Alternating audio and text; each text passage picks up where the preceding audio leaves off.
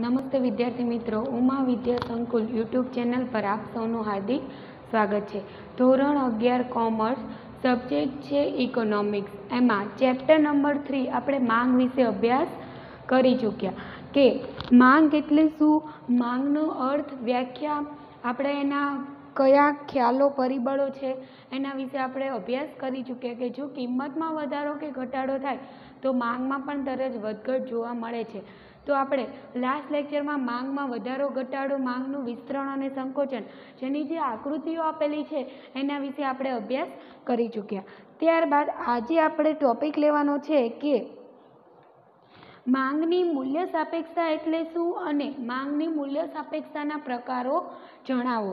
તો main topic છે આજનો કે માંગની મૂલ્ય સાપેક્ષતા, કોઈ પણ વસ્તુ એની મૂલ્યની સાપેક્ષતા શું ધરાવે છે એના વિશે આપણે ખ્યાલ જોવાનો છે।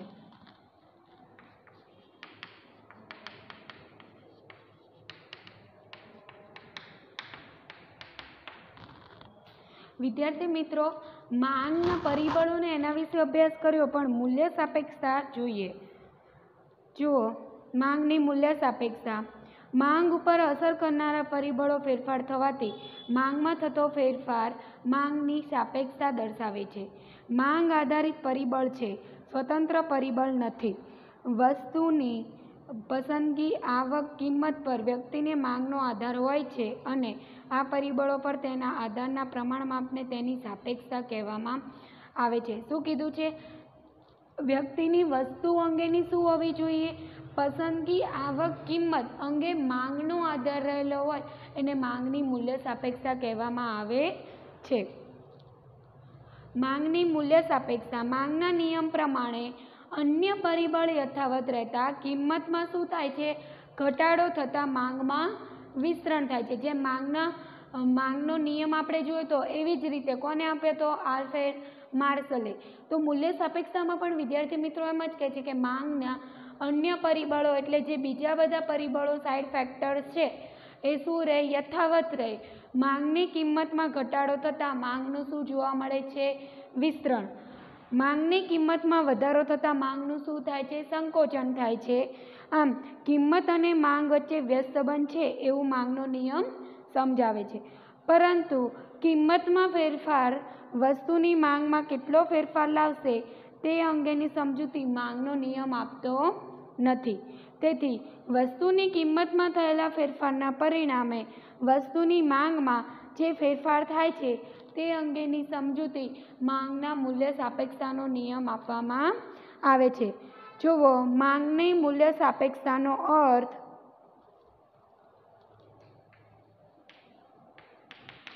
એક સૂત્ર દ્વારા પણ સમજવામાં આવશે। આમાં બધા જ 5 પ્રકાર છે એના શું આપેલા છે? સૂત્ર આપેલા છે। માંગની મૂલ્ય સાપેક્ષતામાં કોઈ પણ વસ્તુની કિંમત અને માંગ વચ્ચેનો પ્રમાણાત્મક સંબંધ દર્શાવે છે જેને સૂત્રથી દર્શાવાય। શું કીધું છે? પ્રમાણાત્મક માપ આપેલું હોય તો વિદ્યાર્થી મિત્રો હંમેશા શેનું માપ હોય? ટકાવારીમાં દર્શાવવામાં આવશે। તો માંગની મૂલ્ય સાપેક્ષતાનું સૂત્ર છે, યાદ રાખજો, વન લાઇનર ક્વેશ્ચન, MCQ કે કોઈ બી જગ્યાએ તમને માંગની મૂલ્ય સાપેક્ષતાનો અર્થ અથવા તો માંગની મૂલ્ય સાપેક્ષતાનું સૂત્ર દર્શાવો એવું પૂછાઈ શકે।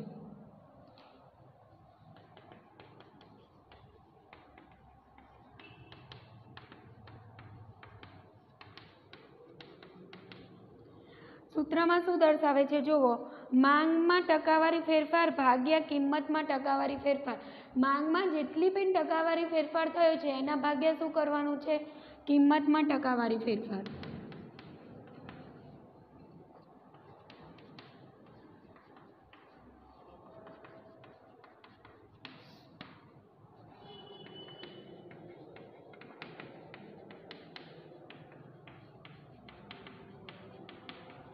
વિદ્યાર્થી મિત્રો, આ સૂત્ર ખાસ યાદ રાખવાનું કે માંગમાં જેમ ટકાવારી ફેરફાર થાય એવી જ રીતે કિંમતમાં પણ શું થાય છે? ટકાવારી ફેરફાર જોવા મળતો હોય છે। દાખલા તરીકે X નામના વસ્તુની કિંમતમાં 1% ઘટાડો થતાં માંગમાં કેટલો થાય છે? 5% વધારો થાય છે। કિંમતમાં 1% ઘટાડો થાય તો માંગમાં કેટલા ટકા થાય છે? 5% વધારો થાય છે। તો માંગની મૂલ્ય સાપેક્ષતાને ઈપી દ્વારા દર્શાવવામાં આવે છે. ઈપી બરાબર એક્સ વસ્તુની કિંમતમાં થતો ટકાવારી ફેરફાર ભાગ્યા શું કીધું છે, એક્સ વસ્તુની કિંમતમાં થતો. તો જુઓ 5% શું થયો છે, માંગમાં વધારો થયો છે અને કિંમતમાં 1% શું થયું છે, ઘટાડો. તો આના દ્વારા ખબર પડે. અને વિદ્યાર્થી મિત્રો જવાબ શું આવે છે, 5. તો એ 5 આવે એ આ બંને લાઈન જે દર્શાવેલી છે એને શું કહેવાય, માનાંકમાં 5 આવ્યા એવું કહેવાય. કારણ કે આ જે બે લીટા છે એની વચ્ચે તમે જે 5 દર્શાવો છો તે એ બે જે લાઈન કરેલી છે કે આ બંને લાઈનને એને માનાંક 5 કહેવામાં આવે છે. તો આવી રીતે આપણે માંગનું મૂલ્ય સાપેક્ષતાનું પ્રમાણ દર્શાવી શકીએ. હવે પ્રોફેસર માર્શલની જગ્યાએ જુઓ એ કઈ રીતે મૂલ્ય સાપેક્ષતાની વ્યાખ્યા આપે છે. પ્રોફેસર માર્શલ માંગની મૂલ્ય સાપેક્ષતાની સમજૂતી જણાવે છે કે વસ્તુની માંગની મૂલ્ય સાપેક્ષતા વધારે કે ઓછી એનો આધાર કિંમતના ઘટાડાના પરિણામે માંગમાં થતો વધારો મોટો છે કે નાનો અને કિંમતમાં વધારાના પરિણામે માંગમાં થતો ઘટાડો મોટો છે કે નાનો એની ઉપર અસર પડતી જોવા મળે છે. તો એવી જ રીતે આપણે માંગની મૂલ્ય સાપેક્ષતાના પ્રકારો પણ જોવાના છે.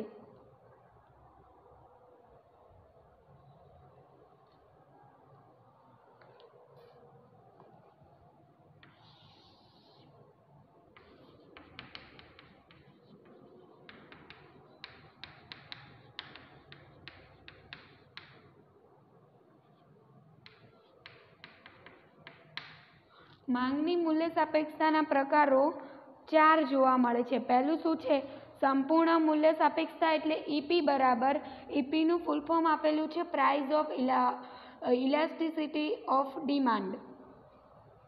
તો ઈપી બરાબર શું કીધું છે, માંગની મૂલ્ય સાપેક્ષતા. પહેલું સંપૂર્ણ માંગની મૂલ્ય સાપેક્ષતા. પછી છે એકમ મૂલ્ય, સંપૂર્ણ મૂલ્ય અનપેક્ષ, મૂલ્ય સાપેક્ષ માંગ અને મૂલ્ય અનપેક્ષ માંગ. તો વિદ્યાર્થી મિત્રો 5 માંગના મૂલ્ય સાપેક્ષતાના પ્રકારો જોવા મળે છે.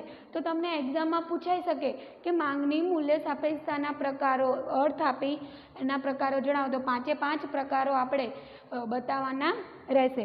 તો પહેલું છે સંપૂર્ણ મૂલ્ય સાપેક્ષ માંગ.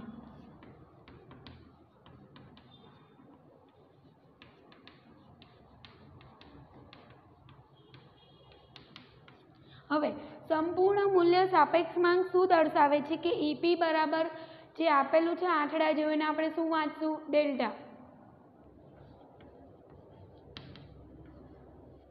વિદ્યાર્થી મિત્રો સંજ્ઞા ખાસ યાદ રાખવાની. જો સંજ્ઞા યાદ નહીં રહે તો તમને ખ્યાલ નહીં આવે કે લેસ ધેન કોને કહેવાય, ગ્રેટર ધેન કોને કહેવાય, માનાંક કોને કહેવાય, પછી ડેલ્ટા કોને કહેવાય. તો બધી જ સંજ્ઞાઓ આપણે આગળ યાદ રાખવાની છે. સ્ટેટિસ્ટિક્સમાં તમારે સંજ્ઞાઓ યાદ રાખવાની થશે. એટલે તમે યાદ રાખજો કે ઈપી બરાબર જે આપેલું છે એને શું કહેવામાં આવે છે, ડેલ્ટા તરીકે ઓળખવામાં આવતું હોય છે. તો પહેલું છે સંપૂર્ણ મૂલ્ય સાપેક્ષ માંગ. જોવો જ્યારે વસ્તુની કિંમતમાં અત્યંત નજીવો ફેરફાર તેની માંગમાં અમર્યાદિત ફેરફાર લાવે ત્યારે વસ્તુ માટેની માંગ અમાપ એટલે કે અનંત ફેરફાર થાય છે. ડેલ્ટા એટલે શું કીધું છે, અનંત સુધી વિસ્તરેલું છે, ઇન્ફિનિટી તરીકેનું કાર્ય કરે છે. તો ઈપી બરાબર તમે ઇન્ફિનિટી તરીકે પણ આને ઓળખી શકો. એમ અલગ અલગ સિમ્બોલાઇઝ આપેલા હોય, આને પણ આપણે ડેલ્ટા તરીકે ઓળખીએ, પછી આમ કરેલું હોય એને પણ ઇન્ફિનિટી તરીકે ઓળખીએ. તો આમાં શું કીધું છે, અનંત ફેરફાર જોવા મળે છે એટલે કે ઇન્ફિનિટી. તેને સંપૂર્ણ માંગ કહેવામાં આવે છે. દાખલા તરીકે ટી વસ્તુની કિંમતમાં 1%નો ઘટાડો થતાં તેની માંગમાં સતત એટલે કે અનંત ગણો વધારો થાય છે. તેવી આવી માંગનો આંકને અમાપ એટલે કે અનંત ઇન્ફિનિટી તરીકે ઓળખવામાં આવે છે. જુઓ હવે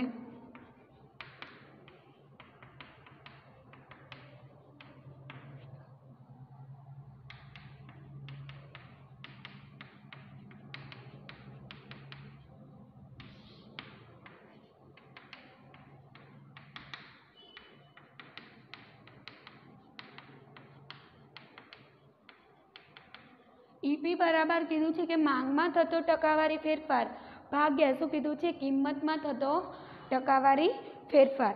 તો એ કેટલું છે આલ્ફા ભાગ્યા 1 કે અનંત સુધી વિસ્તરેલો છે.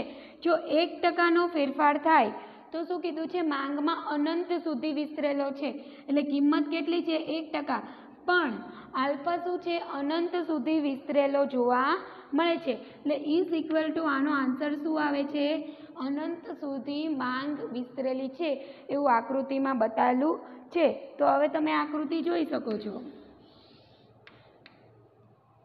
એક્સ અને વાય ધરી આપેલી છે, એમાં અનંત સુધી માંગ રેખા વિસ્તરેલી છે માટે આપણે ડીડીને લાંબી સીધી સ્ટ્રેટ લાઇન તરીકે બતાવી શકીએ કે જે ડીડી માંગ રેખા છે એ અનંત સુધી વિસ્તરેલી છે, ક્યાંય પણ સ્ટોપ જોવા મળતું નથી. તો આને શું કહેવાય જે અનંત સુધી માંગ રેખા વિસ્તરેલી હોય એને સંપૂર્ણ મૂલ્ય સાપેક્ષ માંગ કહેવામાં આવે છે. વિદ્યાર્થી મિત્રો આવી જ રીતે બધી જ 5 આકૃતિ દ્વારા આપણે બધા જ માંગની મૂલ્ય સાપેક્ષતાના પ્રકારો વિશે ચર્ચા કરીશું કે સંપૂર્ણ મૂલ્ય સાપેક્ષ માંગમાં જે આડી રેખા છે કે ડીડી માંગ રેખા, આપણે ડિમાન્ડ છે એટલે માંગ રેખાને ડીડીના સિમ્બોલથી બતાવશું, તો એ સંપૂર્ણ મૂલ્ય સાપેક્ષ માંગ તરીકે ઓળખવામાં આવે છે. આવા પ્રકારની માંગનું વાસ્તવમાં અસ્તિત્વ જોવા મળતું નથી, પરંતુ અર્થશાસ્ત્રના સિદ્ધાંતોને પૂર્ણ હરીફાઈની સમજૂતીમાં આવો ખ્યાલ આવે છે. ડીડી માંગ રેખા એ આડી ધરીને સમાંતર છે. પ્રવર્તમાન બજાર કિંમતે વસ્તુની માંગ અમર્યાદિત છે એટલે શું કીધું છે અનંત સુધી વિસ્તરેલી છે. તો આ થયું સંપૂર્ણ મૂલ્ય સાપેક્ષ માંગ. એવી જ રીતે વિદ્યાર્થી મિત્રો સંપૂર્ણ મૂલ્ય અનપેક્ષ માંગ આનાથી એકદમ શું હોય છે વિરુદ્ધ જોવા મળશે કે કિંમતમાં કોઈ પણ પ્રકારનો ઘટાડો થાય છતાં પણ માંગમાં વધારો ના થતો હોય એને શું કહેવાય સંપૂર્ણ મૂલ્ય અનપેક્ષ માંગ. તો જોઈએ એકદમ આનાથી વિરુદ્ધમાં આકૃતિ તમને જોવા મળશે.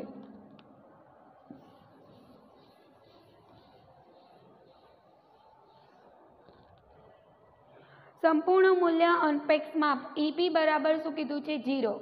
વસ્તુની કિંમતમાં ગમે તેટલો ફેરફાર થાય પણ માંગ શું રહે છે સ્થિર રહે છે, તો એને શું કહેવાય સંપૂર્ણ મૂલ્ય અનપેક્ષ. જ્યારે સંપૂર્ણ મૂલ્ય સાપેક્ષમાં શું હતું વસ્તુની કિંમતમાં 1%નો પણ ઘટાડો થાય તો માંગ ક્યાં સુધી જતી હતી અનંત સુધી વિસ્તરતી હતી, પરંતુ અનપેક્ષમાં કેવું કીધું છે કિંમતમાં કોઈ પણ પ્રકારનો ફેરફાર થાય પણ માંગ શું છે સચોટપણે જોવા મળે છે, કોઈ પણ વધારો ઘટાડો જોવા મળતું નથી, એકદમ સ્થિર જોવા મળે છે.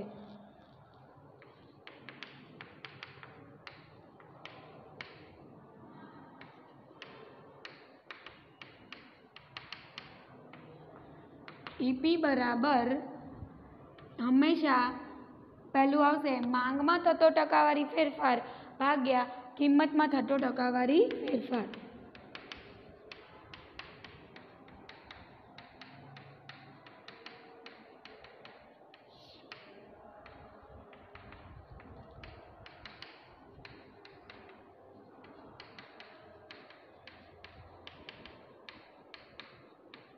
આ સૂત્ર તો કોઈ પણ પ્રકાર હોય સૂત્ર તો તમારે શું કરવાનું યાદ રાખી જ લેવાનું, કારણ કે ઈપી બરાબર જે ફોર્મ્યુલા છે એ જ રહેશે, ખાલી આપણે ડેલ્ટા છે અનંત સુધી છે કે 0 છે એનું જ કેલ્ક્યુલેશન અલગ બતાવવાનું છે.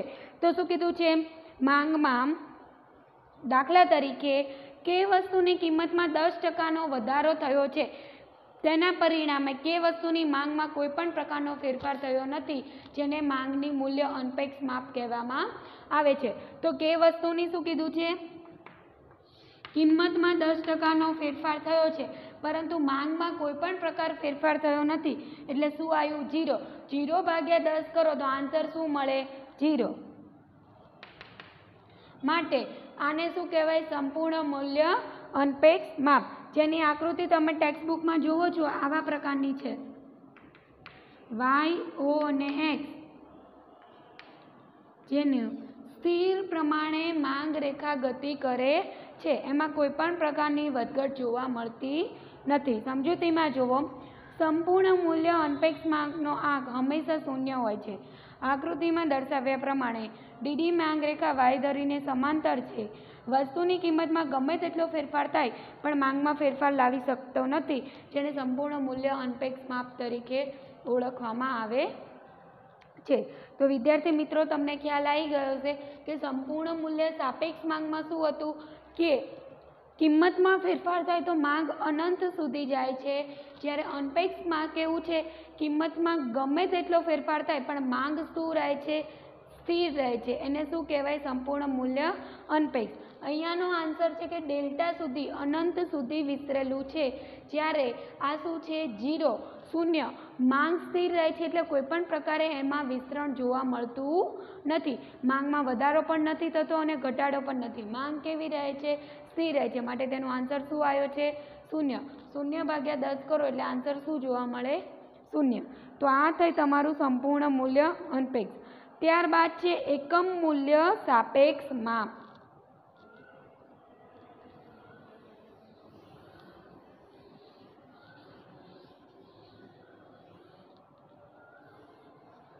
હવે એકમ મૂલ્ય સાપેક્ષ માંગ છે એમાં પણ શું છે, જે ટકાવારી ફેરફાર છે એનું એક સૂત્ર તમને જોવા મળશે।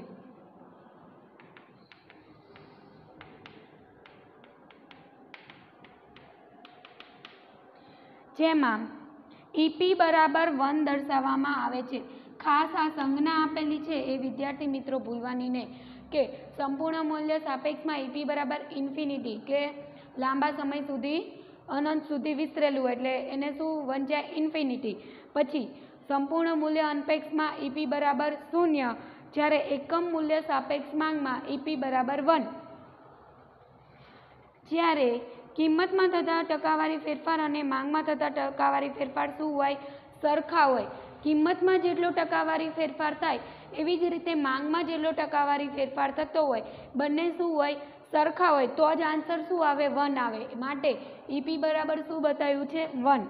તો એને શું કહેવાય? એકમ મૂલ્ય સાપેક્ષ માંગ કહેવામાં આવે છે। દાખલા તરીકે એક્સ વસ્તુની કિંમતમાં 5%નો ઘટાડો થાય તો તેની માંગમાં પણ શું થાય છે? 5%નો વધારો। તો એ સૂત્ર મુજબ શું છે? ઈપી બરાબર શું કીધું છે? એક્સ વસ્તુની કિંમતમાં પણ 5%નો ઘટાડો થાય છે અને માંગમાં પણ 5%નો વધારો થાય છે, તો 5/5 એટલે આન્સર શું આવે? 1। તો માનાંકમાં 1 દર્શાવવાનો, જેને શું કહેવાય? સંપૂર્ણ મૂલ્ય એકમ મૂલ્ય માંગ। વસ્તુની કિંમતમાં થતો ટકાવારી ફેરફાર તેની માંગમાં થતા ટકાવારી ફેરફાર સરખો હોવાથી એકમ મૂલ્ય સાપેક્ષ માંગ કહેવામાં આવે છે। એની આકૃતિમાં દર્શાવેલું છે, જો વિદ્યાર્થી મિત્રો આવી રીતે આકૃતિ બતાવેલી છે, જે 5 એકમ હોય અહીંયા પણ 5 એકમ વધીને પણ કેટલા થાય છે? બીજી જગ્યાએ એની કિંમતમાં પણ કેટલો ટકાનો ફેરફાર જોવા મળે છે? 5%નો ફેરફાર જોવા મળે છે।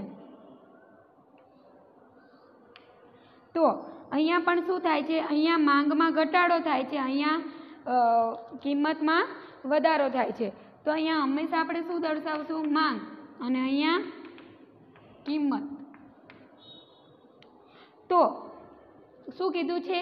કિંમતમાં 5%નો ઘટાડો થાય છે, તો કિંમતમાં શું થયું? પહેલાં કિંમત અહીંયા હતી 10 રૂપિયા, અહીંયાથી 5%નો ઘટાડો થયો એટલે કિંમત શું આવી? નીચેની તરફ, એટલે ઘટાડો થયો। જ્યારે માંગ કેટલું હતું? 5 રૂપિયા હતું, ત્યારે એકમ કેટલા હતા? 5। તો માંગનું શું જોવા મળે છે? વિસ્તરણ જોવા મળે છે। એટલે માંગને આકૃતિ પરથી સાબિત થાય કે માંગનું વિસ્તરણ જોવા મળેલું છે। આકૃતિમાં દર્શાવ્યા પ્રમાણે વસ્તુની કિંમત PP1 જેટલો ઘટાડો થાય છે, જેથી વસ્તુની માંગમાં MM1 જેટલો વધારો થાય છે। આમ P1 કિંમતમાં ફેરફાર, M1 માંગનો ફેરફાર વિરુદ્ધ દિશામાં હોવાથી એકમ મૂલ્ય કહેવામાં આવે છે। એક બાજુ ઘટાડો થાય છે એટલે એરો શું આવે છે? નીચેની સાઈડ। તો માંગમાં કેવું થાય છે? વિસ્તરણ જોવા મળે છે। કિંમત શું આવે છે? નીચેની સાઈડ, એટલે કિંમતમાં ઘટાડો। એટલે એક બાજુ ઘટે છે અને બીજી બાજુ વધે છે, એટલે એકમ મૂલ્ય સાપેક્ષ માંગ કહેવામાં આવે છે, જેનો આન્સર આવે છે ઈપી બરાબર 1। ત્યારબાદ છે મૂલ્ય સાપેક્ષ માંગ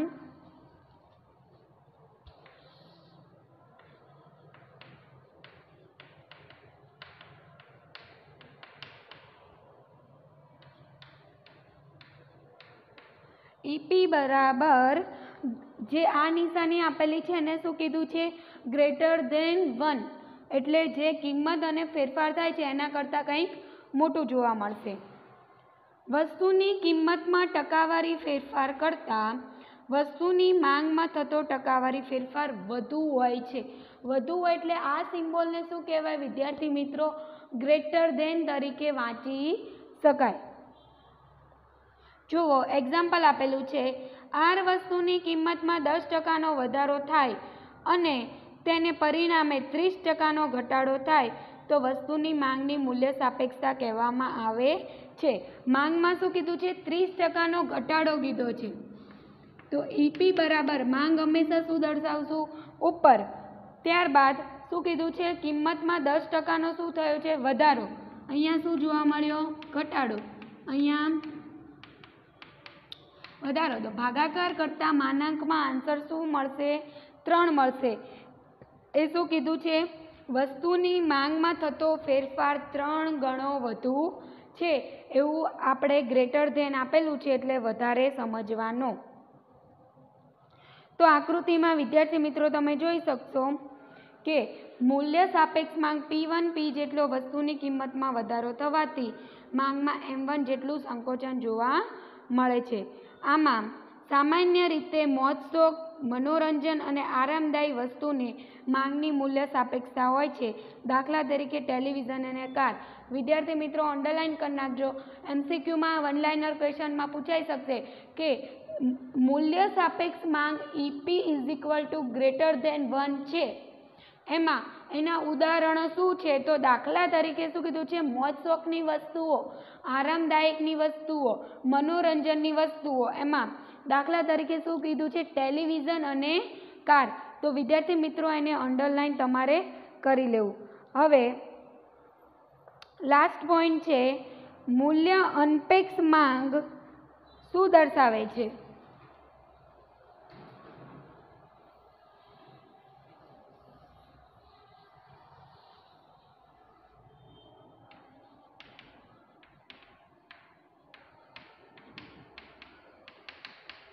હવે મૂલ્ય અનપેક્ષ માંગ છે એને શું કીધું છે? ઘટાડો જોવા મળશે. એટલે ઈપી બરાબર શું કીધું છે? લેસ ધેન ઇક્વલ ટુ 1, કે ઈપી બરાબર લેસ ધેન એટલે 1 કરતાં જે કિંમત છે એ શું આવશે? ઓછી જોવા મળશે. એટલે 0.5માં આવશે, માઇનસમાં આવશે, 0માં આવશે. એટલે 1 કરતાં કિંમત શું જોવા મળશે? ઓછી. જ્યારે સંપૂર્ણ મૂલ્ય સાપેક્ષ માંગમાં કેટલું હતું? 1 કરતાં વધારે જોવા મળતી, કારણ કે અહીંયા શું હતું? ગ્રેટર ધેન 1 એટલે 1 કરતાં વધારે. એટલે આન્સર શું આવ્યો હતો આપણો? 3. જ્યારે આમાં શું છે? 1 કરતાં ઓછી કિંમત જોવા મળશે. વસ્તુની કિંમતમાં ટકાવારી ફેરફાર કરતાં વસ્તુની માંગમાં થતો ટકાવારી ફેરફાર ઓછો હોય તો તેવી વસ્તુની માંગને મૂલ્ય અનપેક્ષ માંગ કહે છે. દાખલા તરીકે જે વસ્તુની કિંમતમાં 20%નો વધારો થયો છે. કિંમતમાં કેટલો કીધો છે? 20%નો વધારો. જ્યારે માંગમાં 5%નો શું થયો છે? ઘટાડો થયો છે. તો ભાગાકાર કરો તો શું આવશે? 0.25 માનાંકમાં. તો આનું આન્સર શું આવ્યો? 1 કરતાં ઓછો એટલે લેસ ધેન. ઈપી બરાબર લેસ ધેન 1 એટલે 0.25, 1 કરતાં ઓછી કિંમતનો તમારે આન્સર જોવા મળે છે, જેને માંગ મૂલ્ય અનપેક્ષ માપ કહેવામાં આવે છે. તો આવી રીતે વિદ્યાર્થી મિત્રો માંગનો મૂલ્ય સાપેક્ષતાના 5 પ્રકાર જોયા. એકવાર ફરી સમજાવી દઉં કે પહેલો પ્રકાર શું હતો? સંપૂર્ણ મૂલ્ય સાપેક્ષ માપ. સંપૂર્ણ મૂલ્ય સાપેક્ષ માપમાં કેવું હોય કે જ્યારે વસ્તુની કિંમતમાં ફેરફાર થાય, નજીવો ફેરફાર, તો માંગ શું થાય છે? અનંત સુધી વિસ્તરેલ જોવા મળે છે. તો ઈપી બરાબર શું આવે? ડેલ્ટા, તમને ઇન્ફિનિટી જોવા મળે છે. ત્યારબાદ સેકન્ડ પોઈન્ટ શું હતો? સંપૂર્ણ મૂલ્ય અનપેક્ષ માંગ, જેમાં ઈપી બરાબર 0, કે કિંમતમાં કોઈ પણ પ્રકારનો ઘટાડો થાય પણ માંગ શું રહે છે? સ્થિર રહે છે. એને શું કહેવાય? સંપૂર્ણ મૂલ્ય અનપેક્ષ માંગ કહેવાય છે. ત્યારબાદ છે એકમ મૂલ્ય માંગ કે એકમ મૂલ્ય માંગ એટલે ઈપી બરાબર વર્ગ કે માંગમાં પણ 5% વધારો થાય અને કિંમતમાં પણ 5% વધારો થાય એને શું કહેવાય? એકમ મૂલ્ય માંગ કહેવાય. તો ઈપી બરાબર શું જોવા મળે? 1 જોવા મળે. ફોર્થ પોઈન્ટ છે મૂલ્ય સાપેક્ષ માંગ. ઈપી બરાબર ગ્રેટર ધેન ઇક્વલ ટુ 1 કે કિંમતમાં કોઈ પણ પ્રકારનો ફેરફાર થાય તો માંગમાં પણ શું થાય છે? તેનો વધારો કે ઘટાડો જોવા મળે છે. ત્યારબાદ છે મૂલ્ય અનપેક્ષ માંગ. ઈપી બરાબર લેસ ધેન 1 કે જે 1 કરતા છે એનો આન્સર શું આવશે? ઓલવેઝ ઓછો આવશે. તો આમ જોયું માંગના મૂલ્ય સાપેક્ષતાના પ્રકારો. ત્યારબાદ છે માંગની આવક સાપેક્ષતા.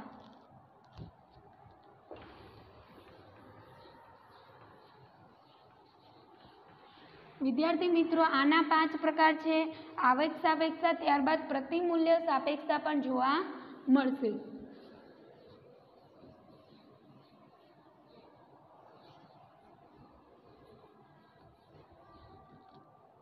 હવે શું કીધું છે? માંગની આવક સાપેક્ષતાનો અર્થ એનું આપણે સૂત્ર લખશું. પહેલાં સમજી લઈએ. જેમ માંગની મૂલ્ય સાપેક્ષતાના કારણ વસ્તુની કિંમત છે તેમ માંગની આવક સાપેક્ષતામાં કારણ ગ્રાહકરૂપ વ્યક્તિની આવક છે. મૂલ્ય સાપેક્ષતામાં કારણ શું બનતું હતું? કિંમત. કે કિંમતમાં ફેરફાર થાય તો માંગ પર અસર કરતી હતી. તો આવક સાપેક્ષતામાં શું છે? વ્યક્તિની આવક. વ્યક્તિની આવકમાં ફેરફાર થાય એવી જ રીતે માંગમાં ફેરફાર જોવા મળે છે. માંગની આવક સાપેક્ષતાનો અર્થ જુઓ. વ્યક્તિની આવકમાં ટકાવારી ફેરફાર અને માંગમાં થતા ટકાવારી ફેરફાર ગુણોત્તરનું માપ તે વસ્તુની માંગની આવક સાપેક્ષતા કહેવાય છે. ગ્રાહકરૂપ વ્યક્તિની આવક થતા ફેરફાર વડે વસ્તુની માંગમાં થતા ફેરફાર ભાગતા આવક સાપેક્ષતાનું માપ રજૂ થાય છે, જેને આપણે EY કહેવામાં આવે છે કે ઇન્કમ ઇલેસિટી ઓફ ડિમાન્ડ કે આવક દર્શાવવાની છે.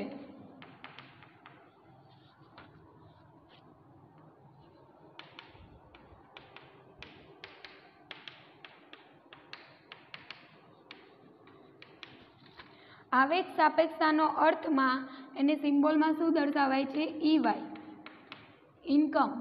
તો શું છે? વસ્તુની માંગમાં થતો ટકાવારી ફેરફાર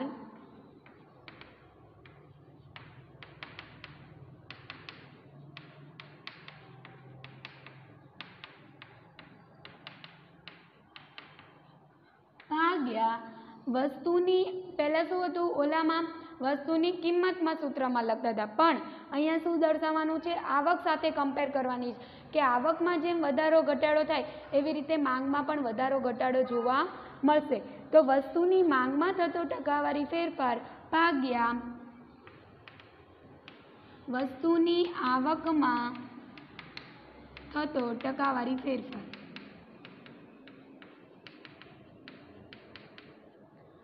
આ એનું શું થયું? સૂત્ર. હવે માંગની આવક સાપેક્ષતાના પ્રકારો જુઓ. પહેલું શું છે? મુખ્ય 3 પ્રકારો છે. હકારાત્મક આવક સાપેક્ષ માંગ એટલે ધનમાં જે જોવા મળતી હોય એ. ગ્રાહકરૂપ વ્યક્તિની આવકમાં વધારો થતાં વસ્તુની માંગમાં વધારો થાય અથવા આવકમાં ઘટાડો થતાં વસ્તુની માંગમાં ઘટાડો થાય તેને હકારાત્મક માંગ એટલે કે ધન આવક સાપેક્ષમાં કહેવામાં આવે છે. શું કીધું છે? વસ્તુની આવકમાં વધારો થાય તો માંગમાં પણ વધારો થાય. વસ્તુની આવકમાં ઘટાડો થાય વ્યક્તિની તો માંગમાં પણ ઘટાડો થાય. જેમ એને શું કહેવાય? હકારાત્મક એટલે ધન સંબંધ. બંને બાજુ શું થાય છે? પોઝિટિવલી તમને જોવા મળતું હોય છે. એમાં 3 પ્રકાર છે. એકમ આવક સાપેક્ષ માંગ.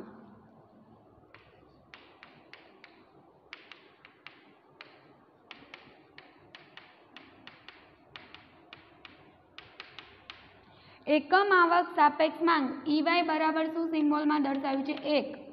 જુઓ, વ્યક્તિની આવકમાં થતો ફેરફાર અને વસ્તુની માંગમાં થતો ફેરફાર એક સમાન હોય. વ્યક્તિની આવકમાં થતો ફેરફાર અને વ્યક્તિની માંગમાં થતો ફેરફાર બંને શું હોય? એક સમાન હોય. તો જ આન્સર શું આવે? EY બરાબર 1. ત્યારબાદ છે એકમથી વધુ.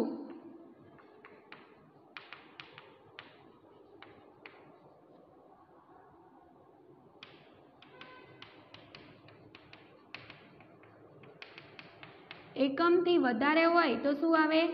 ગ્રેટર ધેન 1, કે એક કરતાં વધારે તમને રિઝલ્ટ મળતું હોય.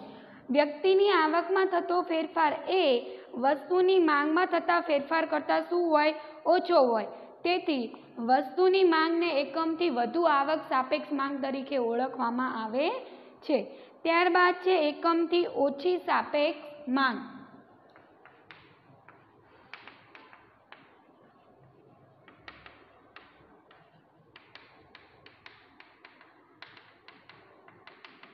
જેને EY<1. જુઓ, વ્યક્તિની આવકમાં થતો ફેરફાર એ વસ્તુની માંગમાં થતા ફેરફાર કરતાં શું હોય? વધારો હોય. તેથી વસ્તુની માંગને એકમથી ઓછી સાપેક્ષ માંગ કહેવામાં આવે છે. તો માંગની આવક સાપેક્ષતા છે એના મુખ્ય 3 પ્રકારમાં ભાગ પાડે છે. ધન આવકમાં પહેલું શું છે? એકમ આવકમાં EY બરાબર 1, EY ગ્રેટર ધેન 1 અને EY લેસ ધેન 1 એ એના પ્રકાર છે. હવે શું કીધું છે? નકારાત્મક એટલે ઋણ આવક સાપેક્ષ માંગ. જુઓ, ગ્રાહકરૂપ વ્યક્તિની આવકમાં વધારો થતાં વસ્તુની માંગ ઘટે અથવા વ્યક્તિની આવકમાં ઘટાડો થતાં વસ્તુની માંગ વધે તેવી વસ્તુની માંગ નકારાત્મક આવક સાપેક્ષ માંગ કહેવામાં આવે છે. આ સામાન્ય રીતે વસ્તુઓ હલકા પ્રકારની હોય તો આવક અસર નકારાત્મક હોય છે. પ્રોફેસર સર રોબર્ટ ગિફન નામના વ્યક્તિએ રજૂ કર્યો આવી ગિફન વસ્તુઓ પણ કહેવામાં આવે છે. ઉદાહરણ યાદ રાખજો કે રોબર્ટ ગિફને, જે ગિફનનો નિયમ આપણે આગળ ભણી ચૂક્યા છીએ કે નકારાત્મક વસ્તુઓ છે, નિમ્ન ગુણવત્તાવાળી વસ્તુઓ માંગને કઈ રીતે ઇફેક્ટ કરી શકે છે કે નિમ્ન ગુણવત્તાવાળી વસ્તુમાં વધારો કે ઘટાડો થતાં માંગમાં કોઈ પણ પ્રકારનો ફેરફાર થતો નથી. એ શું જોવા મળે છે? એક અપવાદ જોવા મળે છે માંગના નિયમને. તો એવી વસ્તુઓમાં ઉદાહરણ તરીકે છે બાજરી, કોદરી, બરછટ, કાપડ, પામોલીન તેલ, વનસ્પતિ ઘી, જે બધી શું છે? નકારાત્મક અસરો છે. ત્યારબાદ છે શૂન્ય આવક સાપેક્ષ માંગ, કે નજીવી વસ્તુઓ હોય એમાં કોઈ પણ વધારો ઘટાડો થતાં એની આવકમાં કોઈ પણ ફેરફાર થતો નથી. ગ્રાહકરૂપ વ્યક્તિની આવકમાં ફેરફાર થાય પરંતુ વસ્તુની માંગમાં ફેરફાર ન થાય તો તેની માંગ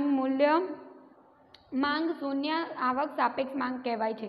દાખલા તરીકે મીઠું, પોસ્ટકાર્ડ, ટાંકણી, દીવાસળી અને સ્ટેપલર પિન. જે માંગમાં શું થાય છે? એનો વધારો કે ઘટાડો થાય. આવક આપણી વધે છતાં પણ આપણે ટાંકણી વધારે ખરીદવાના ના, તો એની કિંમતમાં કોઈ પણ પ્રકારનો ફેરફાર જોવા મળતો નથી. એને શું કહેવામાં આવે છે? શૂન્ય આવક સાપેક્ષ માંગ કહેવામાં આવે છે.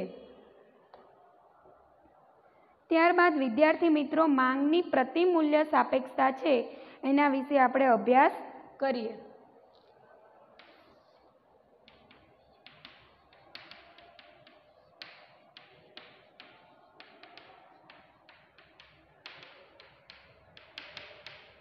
હવે પ્રતિમૂલ્ય સાપેક્ષતા કઈ રીતે માંગને અસર કરે છે?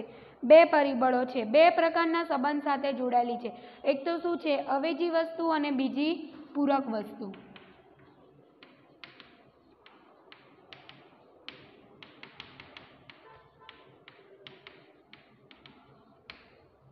અવેજી વસ્તુ અને પૂરક વસ્તુ. પહેલું છે અવેજી વસ્તુ.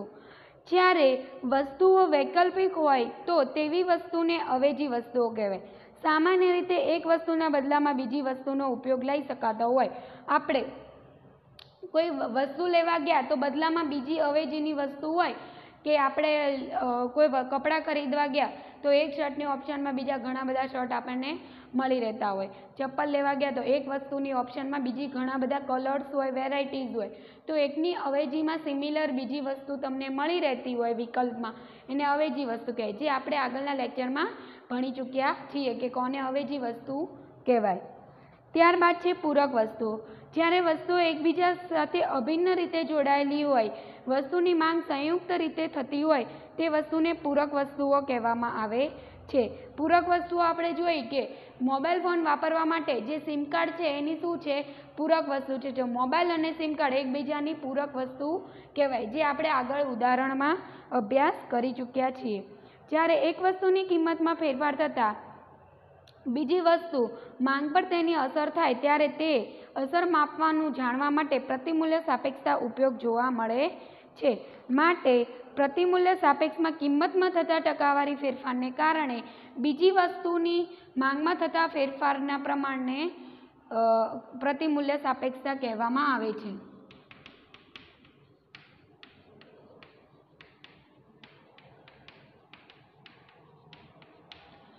જુઓ, અત્યાર સુધી આપણે કોઈ પણ ટકાવારી ફેરફારનું માપ લીધું તો શું કીધું હતું? એક્સ વસ્તુની માંગમાં થતો ટકાવારી ફેરફાર ભાગ્યા એક્સ વસ્તુની કિંમતમાં થતો ટકાવારી ફેરફાર, જેમાં વસ્તુ શું હતી? બંનેની સેમ હતી. જ્યારે પ્રતિમૂલ્ય છે એમાં શું જોવા મળ્યું છે કે એક્સ વસ્તુની માંગમાં થતો ટકાવારી ફેરફાર ભાગ્યા વાય વસ્તુની કિંમતમાં થતો ટકાવારી ફેરફાર.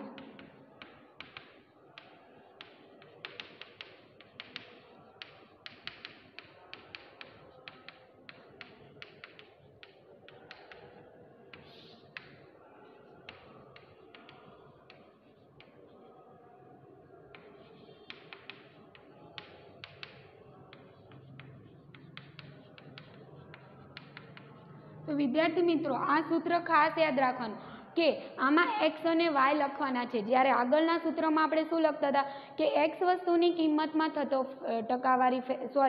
એક્સ વસ્તુની માંગમાં થતો ટકાવારી ફેરફાર ભાગ્યા એક્સ વસ્તુની કિંમતમાં થતો ટકાવારી ફેરફાર, કારણ કે ત્યાં અવેજી વસ્તુઓ અને પૂરક વસ્તુઓ જોવા મળતી નથી. અહીંયા શું છે? એક્સ વસ્તુની માંગમાં થતો ટકાવારી ફેરફાર ભાગ્યા વસ્તુ શું થઈ ગઈ? બદલાઈ ગઈ છે. અહીંયા અવેજી વસ્તુ અથવા પૂરક વસ્તુઓ ઇફેક્ટ કરે છે, માટે વાય વસ્તુમાં થતો ટકાવારી ફેરફાર.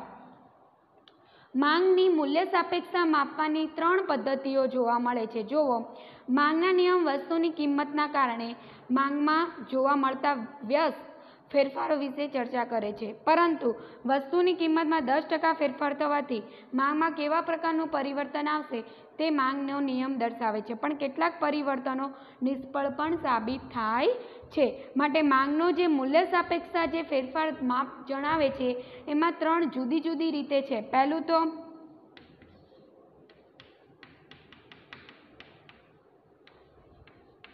ગુણોત્તરની રીતે માપી શકાય, ત્યારબાદ કુલ ખર્ચની રીત અને ભૌમિતિક રીત.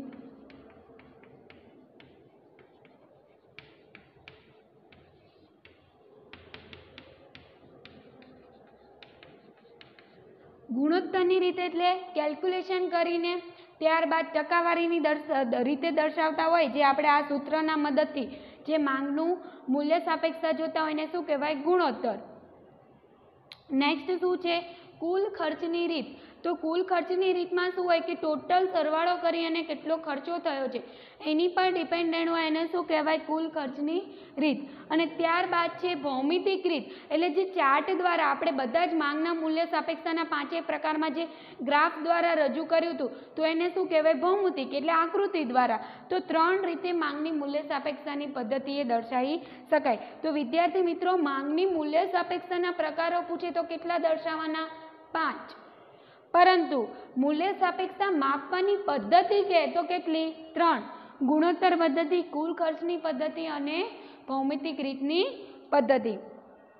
તો વિદ્યાર્થી મિત્રો, અહીંયા ચેપ્ટર શું થાય છે? કમ્પ્લીટ થાય છે, જેમાં આજનું તમારું હોમવર્ક રહેશે HW તમારું રહેશે હોમવર્ક. સ્વાધ્યાય પ્રશ્ન નંબર 1 છે સંપૂર્ણ લખવાનો છે. પ્રશ્ન નંબર 2 છે એ પણ સંપૂર્ણ લખવાનો છે. તમારી પાકી બુકમાં નોંધ કરવાની છે. ત્યારબાદ છે પ્રશ્ન નંબર 3 વિભાગ સી આપણે જેને કહેવાય, જેમાં બીજો, ત્રીજો, 5મો અને 8મો.